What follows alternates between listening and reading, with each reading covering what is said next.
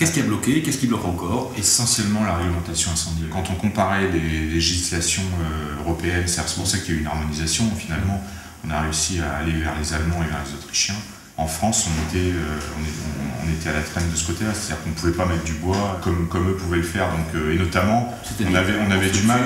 Il y a des règles de C+D, je crois, c'est compliqué, mais qui faisaient qu'en façade, on ne pouvait pas empiler par exemple sur plusieurs niveaux de la construction bois.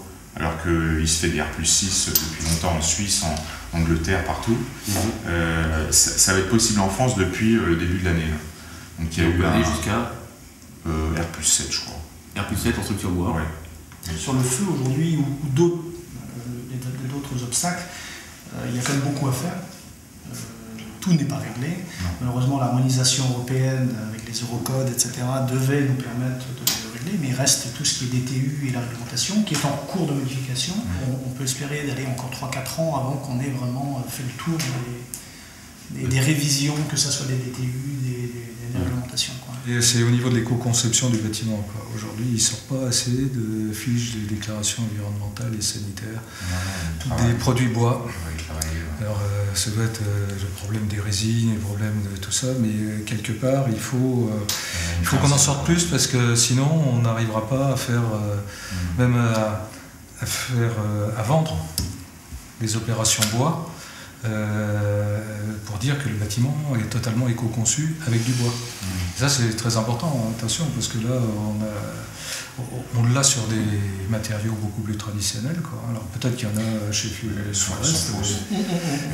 On travaille aujourd'hui avec les chiffres FDES que vous mentionnez, qui normalement prennent l'ensemble du cycle de vie des produits. On nous met dans le béton volontairement l'énergie grise, mais il y a aussi, je crois un jeu entre le lobby du béton qui est très fort, et une filière qui se structure en France sur la construction. Donc on y travaille, clairement, au fichier FDES, au bilan ACV, tout ce qui va des bilans carbone, etc. Je crois que Jean-Claude Gaudin, avec son entreprise, a été en avance dans ce domaine. Mais je ne pense pas que ce soit aujourd'hui un frein à la construction.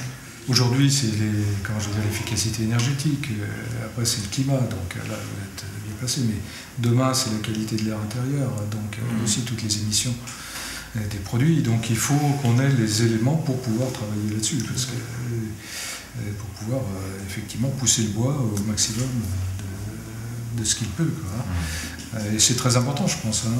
Et puis une autre notion aussi qu'on voit peu et qu'on voit sur nos grosses opérations en partenariat public-privé ou des opérations en conception, réalisation, maintenance, quoi, c'est la notion de coût global et la notion donc de durabilité, d'entretien et tout.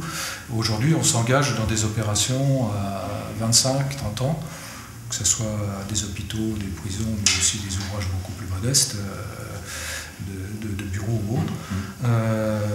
Sur ces durées-là, on a besoin de beaucoup d'éléments pour pouvoir assurer le client